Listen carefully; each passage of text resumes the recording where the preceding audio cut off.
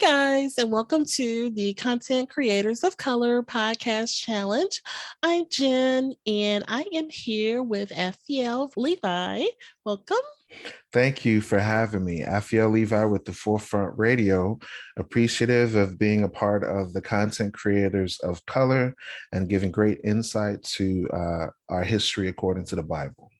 Yes, and so today we are going to talk about two recent historic decisions which overturned prior decisions, which were largely based on racial biases or white supremacy, if you will. So the first story is about Bruce's Beach, and Bruce Beach is in California. And so, in a historic making move, the governor, Gavin Newsom, has authorized the return of the property known as Bruce Beach back to the descendants of a Black couple who were run out of the Manhattan Beach almost a century ago. And so they signed a bill into law last week. But I wanted to give the historical reference of the Black couple who owned this property. So back in the story of Bruce Beach begins actually with the Tongva. And the Tongva were a group of indigenous people from California. And so they had the land first. All right. And so in 1912, Willa Bruce purchased the property for $1,225 for the first two lots, along with the strand between 26th and 27th Streets. Her husband, Charles, worked as a dining car chef on the train running between Salt Lake City and LA. And so Willa ran a popular lodge, cafe, and dance hall, providing Black families a way to enjoy the weekend on the coast. And many refer to this area as Bruce's Beach. And many more Black families were drawn to this community, and they bought their cottages right along the sea there. But the Bruces and their guests faced years of threats and harassment from white neighbors. The Ku Klux Klan purportedly set fire to a mattress under the main deck and torched the Black-owned home nearby. So when racism failed to drive out the Bruce's Beach community out of town, the city officials in 1924 condemned the neighborhood and seized more than 24 properties through eminent domain. And so eminent domain is where the city or the government can come and take your private property and, and take it. And so that's what happened to them. And so the reason they gave them was an urgent need for a public park. As a result, for decades, the property sat empty. So I find that really interesting and striking that they, forced them out of town and closed the business down, and the property sat for decades empty. And so the Bruce's two oceanfront parcels were transferred to the state in 1948 and then to the county in 1995, all those years. And the remaining lots, city officials eventually returned them into a pretty park overlooking the sea. And so now a lawmaker, was going through the books and recognized what happened and has decided, to right this wrong. And so that's where the Senate Bill 796 came about, which is going to give the property back to the descendants of the Bruce family. So this story just came about the other day, and I just really was surprised and shocked by it, but really quite interesting. What do you think about that, Levi? So this is another story of a disturbing lesson in American history. And what's a common factor is this always happens to Black and Indigenous populations. You don't hear of these situations happening to Chinese people or Arab people. They always happen to the children of Israel. If you recall, Amber Ruffin did a story about Black communities who were supposedly flooded or removed from their homes. And they Mhm. in turn turned those properties into lakes and parks and other things. It was like a viral video that came out a couple of months ago, fairly Okay. recent. So Hmm. they've been doing this for a long time. This is not something new. This is something where they have a vested interest in stealing land and property when God actually condemns this. Okay. Mhm. Let's look at, for example, and I'm gonna go real quick because I know we're kind of pressed for time. Let's look at the blessings and the curses that would happen to the children of Israel. Deuteronomy chapter 28, verse 15 states this: But it shall come to pass, if thou wilt not hearken unto the voice of the Lord thy God, to observe to do all his commandments and his statutes, which I command thee this day, that all these curses shall come upon thee and overtake thee. Now, what we're talking about happening to Black and brown people are generational curses. One of them Mm. is, cursed shall thou be in the city, meaning no matter what city we go through all across the world, curses would end up happening. And this is a situation of a curse that occurred where this couple had property they legitimately owned, and they were able to get moved or pushed out due to quote unquote eminent domain. And for those that don't know the definition of eminent domain, like you said briefly, it's a quote unquote right that a government claims to have as or its agent to expropriate private property for public use, basically stealing private property for alleged public use. Sometimes they give them compensation for it, They're and supposed sometimes they to. don't. They're supposed to. Mm-hmm. So, Mm-hmm. but yeah. Most of the time, they don't. Like when they kicked the Native Yeah. Americans out of their land and they said, we're going to put you on reservations. They basically took them out of good, rich land and put them Mm-hmm. in the bathroom of the country, okay? Or Mm. put them in deserts or put them in places that were unsavory for human life. Here's Yeah. another example. Deuteronomy chapter 28, verse 30. Thou shalt betroth a wife, and another man shall lie with her. Thou shalt build a house, meaning own property, own land, and thou shalt not dwell therein. This is a generational curse that only happened to the children of Israel. This is proof that the Blacks, Hispanics, Native Americans are the children of Israel according to the Bible. During slavery, did we not build houses and they took it from us?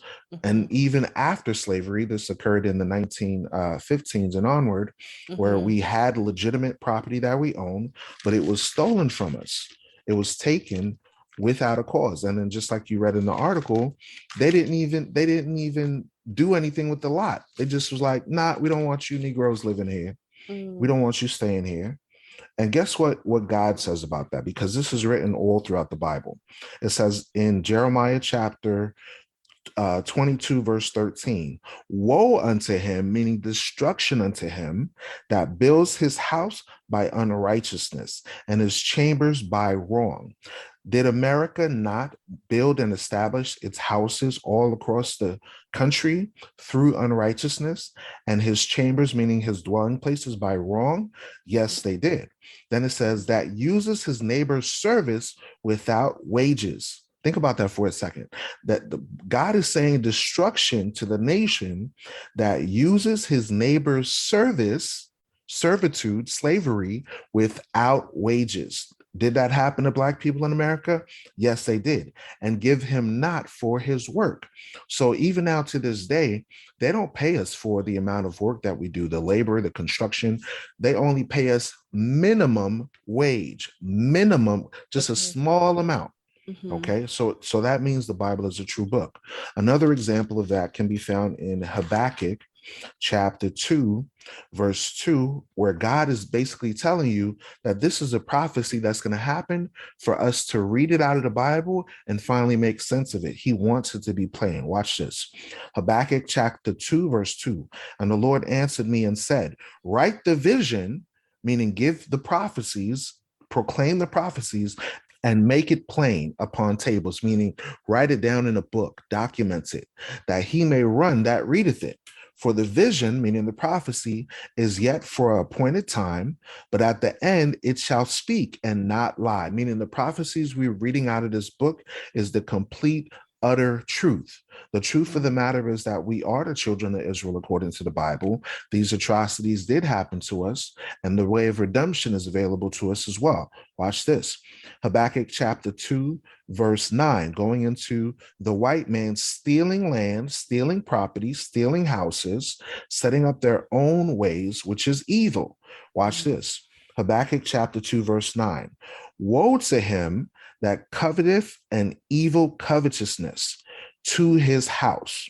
So God is saying destruction to those that have a covetous, an unlawful desire to take things. God calls this an evil covetousness, okay? And then it says that he may set his nest on high, that he may be delivered from the power of evil. Question, does the Caucasian race establish skyscrapers on the earth? Do they go all the way up into space and try to set up space stations? This is how evil their covetousness is. They steal lands all across the earth. And not only that, they're not satisfied. They say, you know what? I'm going to go to the moon and steal land. I'm going to claim this land for America. I'm going to build space stations. They set their nests on high. What are we reading? The Bible. Habakkuk chapter 2, verse 12 says the same thing. Woe to him that builds a town with blood, that builds a town with blood and establishes a city by iniquity. Did we not read in this article that the Ku Klux Klan established this town by blood? Yeah. Okay. What are we reading? The Bible. We literally saw how the Ku Klux Klan stole the land from the Bruce family and burned it to the ground. And then they set up parks where people could come and have a picnic and enjoy themselves and just live life and just on our blood. Okay. Yeah. The Bible is a true book. Now, what I can say in regards to this, at least they're making an attempt to fix the situation by passing this Senate Bill 796, which they signed into law to allow them to at least affirm the property back to the original owner. But think about it now. If they do allow them to own that property, they're still going to have to suffer the consequences of dealing with what? A property tax, a penalty for owning that land. So all those, that over 100 years of resources could have been built up by this family, where if they did own the property, they'll be able to pay off the taxes with no problem, right? But I can assure you, you got to be a critical thinker when it comes to these stories. Right. You know what I'm saying? When you think about it, that big plot of land now is by the beach. They're going to owe millions of dollars of taxes and other things in order to just pay that. What they should have done was, instead of pass a law, say, you know what, we're going to allow you to have this property. And what we're going to do is we're going to give you money for the amount of land that you lost, and you won't have to pay tax on this property for the next 100 years. That is legitimate restitution. That is legitimate repairing of that type of situation. But God predicted it in the Bible that America established its city by sin, by iniquity, by blood. And this is a prime example of this situation happening. I thought it was interesting too that it also said that to this day it's still 1%, less than 1% Black in that little part of Manhattan Beach. So I guess they like want to keep it that way is kind of the theme we're hearing here. So interesting. It's like that movie, that TV show, Them, that we watch, where they keep people from their original property and remove the landmarks. And God condemned this in the Bible. In Proverbs chapter 22, verse 28, it says, remove not the ancient landmark which thy fathers have set. So originally, that property belonged to our native indigenous brothers and sisters of the tribe of Gad. They gave that property to a Judite family, which is the Bruce family. And the Edomites came with their perpetual hatred and removed them from the land, burned it to the ground. And God says, don't do that. Don't remove the ancient landmark. So this is why God says that they establish a city by sin. Sin is whenever you break God's laws. And this is clearly written that one should not steal property through covetousness. It's part of the 10 Commandments. Right. You know what I'm saying? I thought we Right. was a God-fearing nation. It's part of, think about it, it's part of the 10 Commandments. I'm going to read that commandment real quick because a lot of people claim to be followers of God, especially in California. So we're going to read that law because this is not a suggestion. It's a law. It says in Exodus chapter 20, verse 17, thou shalt not covet thy neighbor's house. Thou shalt not covet thy neighbor's house.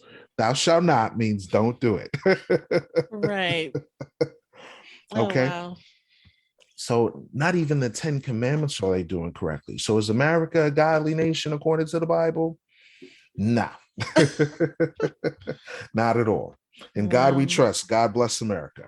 Mm-hmm. Interesting. But it just shows you too, like how long are they going to be able to keep it? They're probably going to try to sell it, right? Probably, more than likely, and it's an interesting case. So, it's like 70 years later. I mean, like, that's crazy. Not 70 years, I'm sorry, 100 years later. Because we were in what, 2021? Yes. And that happened around 1912 or something like that. Yes. So that's over 100. Oh, geez, man. Yeah. So I'm glad that they were able to at least get the 2 oceanfront parcels back, and get it, get it back from the county and all of that, which is a good win for the family. I do hope that they're able to have the resources to maintain that property and, own it for perpetual generations. So, right. You would think that, it's a thriving part of town. Like they could do the Airbnb thing, which is really popular. So definitely. there's another story we want to cover. Okay. So this other story is about a historic NAACP case whose judgment was recently overturned. Now, this is 70 years later, righting a huge wrong which impacted the lives of several people. It is known as the Martinsville Seven. And so the Martinsville Seven were a group of 7 African American men from Martinsville, Virginia, and they were convicted and executed in 1951 for raping a white woman in 1949. Here we go again. And so at the time, all but one were between the ages of 18 and 23. They were quickly tried in 6 separate trials. 2 were tried together, and each was convicted and sentenced to death. It was the largest mass execution for rape that had been reported in the United States. So that's like historic, the largest mass execution. Can you imagine? Yeah, that's called genocide. What else? That's xenocide. Yeah. Think about it. They're always doing that, right? You have some little Edomite girl talking about somebody raped them when literally that never happens. It maybe happens 1% of the time, but majority of the time it doesn't happen. They always cry and foul when nothing occurs. Like you could be walking down the street just minding your own damn business.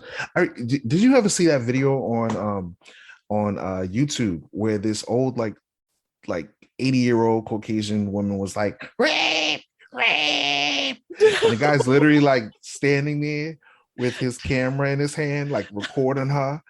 And he's like, what the hell are you doing? Like, I'm walking my dog and you're sitting here screaming rape and I'm just recording you. You look like a dummy right now.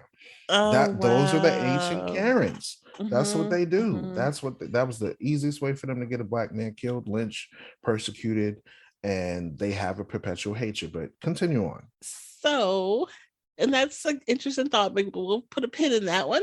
And so on recently, just this past August 31st, 2021, the state of Virginia pardoned the convictions of all 7 men 70 years after their death. And so my thoughts and prayers are for the families that were affected by this, because this was 7 different families, some in the same family and some that were interrelated. Francis D. Sales Grayson, Frank Hairston, Howard Hanston, James Luther Hairston. So these are relatives, Mm, brothers. they were. Joe Henry Hampton, Booker T. Milner, and John Claiborne Taylor. So my thoughts and prayers are with the families that were affected by this, because this affected them for decades. It did. And now I actually came about this story watching TikTok, Mhm.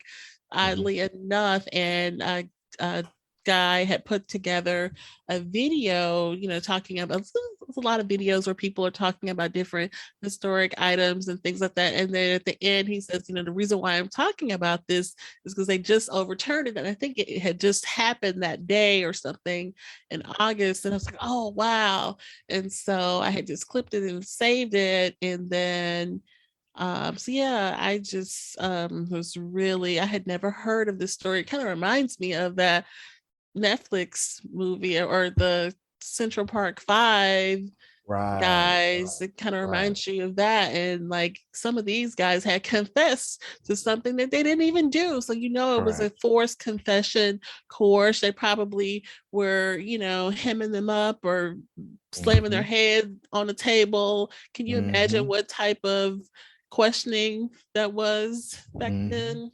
Abuse, torture. Yeah. Think about it. Like what you just mentioned about the Central Park Five, Hmm. the same modus operandi, the same MO. White woman, Edomite woman accuses them of something, right? And then next thing you know, with no type of due process of law, with no type of investigational background, they didn't even take the woman into a secluded area to try to get a qualified statement, like where are your witnesses, what happened, this, that. They just took her word for it, and then they went for heads. That's what they do. Right. Another example of that is the Tulsa race riot massacre, right? Yes. Where a violent red Edomite mob burned a vibrant Black family and community to the ground, which is crazy, which is insane. And then dozens of other Black towns that have been erased off the American map, not by just burning, but some of them burying them underwater. Hmm. Okay. So this story going into the Martinsville Seven, a group of young, Judite men, African American young men, accused of rape by a white woman. And the woman probably got off and went to her grave. This is not something that happened like years and years ago. Okay. Because the reason why I say that is because the Massacution ends in Martinsville case. This was talked about in the 1950s. Right. Okay. My father was born in 52. My Hmm. mother was born in 57. Mm. So people make it seem like these stories are so way off in the past. Like, oh, no, we still have living relatives that have been impacted by the evils of that time all the way to this day. Yes. And I have scriptures, but I'm gonna let you finish reading on the article, and then we'll go into that. The other part is about just what they have done since then. So it said altogether, the courts held about 6 assembly line trials. One trial had 2 defendants who wanted to be tried together, which I'm assuming would be the relatives, Oh, the right? brothers. Okay. Yeah, that The makes sense. brothers. And then it says one right after the other, and no trial lasted more than 1 day each. Think about that. Is one Mm. day a significant amount of time for due process of law? No. They Hmm. just accused them and said, all right, 1 day, let's go through the court proceedings. Very next day, we're gonna kill him. Okay. That's what they did. That's how they did it. So they had taken off all the Black jurors, right? And they had 72 jurors for the 6 trials that they had, and all of them were Edomites. All of them were white. Okay. Mm. Hmm. So how do you have a criminal case, right? Where 1 day to process the case, and then 72 different people in 6 different divisions, and they're all full of hatred. Not one single person that was like, no, they're not. This is why when people say, oh, not all white people are racist, when they get into groups, they have that herd mentality of revenge. You may have 1 or 2 Mm, instances of kindness where they'd be nice to you at your job or not, but when they get in that herd group mentality, it's a wrap. It's like, really? think about it. Think about it. Think about it psychologically. When you Okay. have a lone single wolf, right? The lone wolf will be kind to you when you give it food, when you give it resources. It'll be nice. But then if you get a pack of wolves, and the pack of wolves see that there's an advantage in their pack and groups, they're going to go on the offensive. They're going to go and attack. That's what happened. Right. The That's all-white true. jurors convicted the Martinsville Seven and sentenced them all to death Right. in no more than 2 hours of talking about it. So within a day, it took them 2 hours to figure out that these Black people were guilty. Are you kidding me? Yeah. And see, today a lawyer would have said, oh, that's not fair. And they may have pushed the issue. But of course, back then, whoever their attorney was would not have done such. Mm-hmm. So did they get a fair trial? Probably not. Yeah, of course not. Because Not after at all. after everything transpired, then they said, "Oh, I'm sorry. Let's rub it under the table. Yeah, yeah, we killed them unjustly, but which tells me again that the Bible is a true book. But I'm gonna let you finish before I get into the scriptures. No, 'Cause I got no, that's pretty much it. I mean, and then so I guess there were attempts to appeal, and Mhm, they were all rejected. And so they, mhm, U.S. Supreme Court refused to hear any of the appeals. They rejected them without any review. mhm, Lawyers, so the NAACP did try, mhm, to help the families of the Martinsville Seven at the time, because look, we had Thurgood Marshall out there. mhm, I mhm, didn't look at the year, but that had to probably be historically right. We mhm. had some Black attorneys with the NAACP. Obviously, the NAACP lawyers were trying to make attempts, but we just got the door slammed in our face every single Exactly. time. Every single time. Exactly. And they weren't given a fair trial. It wasn't impartial. The whole entire environment was hostile. They were threatening the men to kill them. Okay. They unequivocally just put them to death and gave them death sentences based on an accusation. You see, in the Bible, when someone is accused of a crime, you have to have 2 or 3 witnesses. You don't have just one witness give a testimony because it's against the laws of God.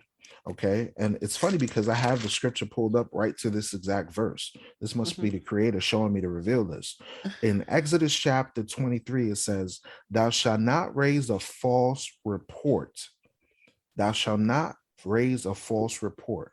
So when an individual comes with one witness, that person more than likely is a false reporter. It says, "Put not thy hand with the wicked to be an unrighteous witness." So when it Mhm. comes to criminal cases, you can't have the accuser being the one to convict the accused, because verse 2 shows what happens. "Thou shalt not follow a multitude to do evil, neither shalt thou speak in a cause to decline after many to wrest judgment." So, what they're doing is they're twisting judgment by having one witness, and then they're getting a multitude to campaign for evil against these men that were Mhm. completely innocent of a crime. And this proves to you that so-called European white supremacists have a perpetual hatred towards the children of Israel, the children of God, Blacks, Hispanics, Native Americans. Just an accusation from their women from Karen now. This is an old-fashioned case of Karen's It gone is. wild. Okay, Karen's gone wild. Just accusing, he looked at me funny. And then all of a sudden it's like, okay, well, we're going to put 7, even brothers. So their whole family line was put to Mm. death. Watch this. Ezekiel chapter 35. This goes into the ideology of white supremacy. Because remember, we said everything is in the Bible. Esau, the way they think, is in the Bible. Ezekiel chapter 35 and verse 5 says this: because thou hast had a perpetual hatred and has shed the blood of the children of Israel by the force of the sword in the time of their calamity, in the time that their iniquity had an end. The time of our calamity is the time of slavery and onward, right? It says that the Edomites, Esau, right, they came into our cities, they laid it desolate, and they have a perpetual, not love, but hatred towards the children of Israel, and they shed our blood. Was this the case for these seven? Yes, it was, by the force of the sword. So another text of scripture going into how they do this, because not only do they do that for our lives, but they also do it in regards to our lands as well, like the Holy Land, Jerusalem. Right. Just like we talked about that property that was stolen from Black folks in California, was the same thing that they did in the Holy Land, where they chose it and claimed it for themselves after we got kicked out of our own land. Watch this. Ezekiel chapter 36, because one may ask the question, if you are the real Jews of the Bible, why aren't you in the land of Israel? Watch this. It says, therefore, thus saith the Lord God, surely in the fire of my jealousy, God is jealous, surely in the fire of my jealousy have I spoken against the residue of all the heathen and against all Idumea. All Idumea. If you look up the word Idumea, Idumea is the Greco-Roman word for the Greeks and Romans, Esau. Idumea is Esau. Esau are the Caucasians, okay? It says, against all Idumea, which have appointed my land into their possession, with the joy of all their heart, with despiteful minds to cast it out for a prey. So we see here that the scriptures teaches us that the Idumeans, or the Edomites, the so-called white man, according to the Bible, has stolen not only our land, but killed us in the process, because they have a perpetual hatred for the children of Israel. This is called white supremacy. Amos chapter 1, verse 11 says this. This is what God says. Because somebody may say, well, I thought God was a loving God. Why doesn't he forgive them for their transgressions? Here's what God says. Amos chapter 1, verse 11. Thus saith the Lord, for 3 transgressions, meaning 3 sins, of Edom, and for 4 I will not turn away the punishment thereof. So God is saying, look, I got 4 reasons why I'm not going to turn away the judgment that's coming to America. You can build your spaceships and try to go to Mars and the moon and Jupiter all you want, but judgment is coming based on what God says. Watch. It says, I will not turn away the punishment thereof, because he did pursue his brother with the sword and cast off all pity, and his anger did tear perpetually, and he kept his wrath forever. Does not the Caucasian race, even after slavery, even after emancipation, even after all these laws of integration, still show, even after the Trump era, that they have a perpetual hatred, that they chase after us with the sword? Today, nowadays, we call it the gun, right? And they cast off all pity for us. God shows us the mind of white supremacy. God says, I'm not going to turn away the sins of the wicked, because they do not want to change their ways. They will keep their wrath perpetually, like in that Outcast song, forever, forever, ever, forever, ever. That's what they do. Okay. Yeah. So now in Job chapter 9, verse 24, it says, the earth is given into the hand of the wicked, meaning the Caucasian race, whoever the wicked is, they're going to be the one running the earth. Okay. So now the Caucasian race, they're the ones that are going around with their white supremacist hatred, showing the truth of who they truly are. The Bible is a true book. Now there are solutions to this. Even with all the atrocities that we're facing here in America, having land taken from us, being falsely accused, we do have salvation and solutions as well, according to the Bible. And I want to get into that briefly before we close. Yes. So Luke chapter 1, Christ gives us the solution in the Bible of what's going to happen for us as a nation of people. Luke chapter 1, verse 68 says this: "Blessed be the Lord God of Israel, for he hath visited and redeemed his people." For those listeners that do not know, the Blacks, Hispanics, Native Americans are his people. We are the chosen people, the Israelites, according to the Bible. Verse 69, "And have raised up a horn of salvation for us in the house of his servant David, as he spake by the mouth of his holy prophets, which have been since the world began, that we should be saved from our enemies and from the hand of all that hate us." So Christ, his purpose is to save us from our enemies, from the hand of the white man, from the hand of the Arab man, from the hand of the Chinese, all these nations that put us into slavery. God said that he would save us from them. Jeremiah chapter 6 also states that point, and I'll find that real quickly. Jeremiah chapter 16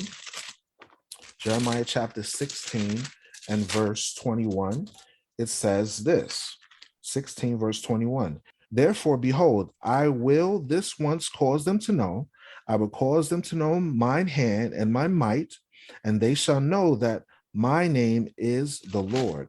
So the Most High is the one that will save us, and we will know that he is the Lord. On the day of recompense, when he comes and saves his people, then we will know that he is the Lord. He is the one that is going to be our salvation. He's the one that's going to save us from the hand of our enemies and of all that come against us. Now, what must we do as believers?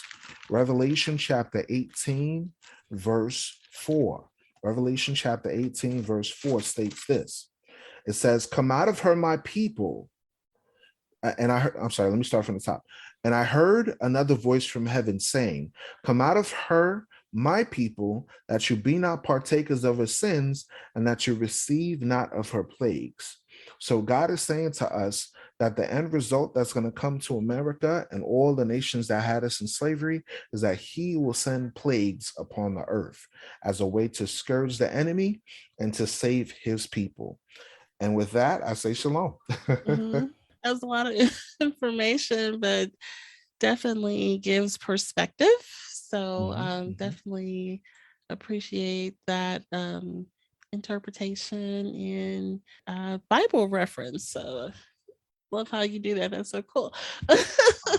Awesome. So we will have the Forefronts information listed so that you can check out the Forefront podcasts individually, as well as Woke by Accident podcast, as well as music from the Forefront.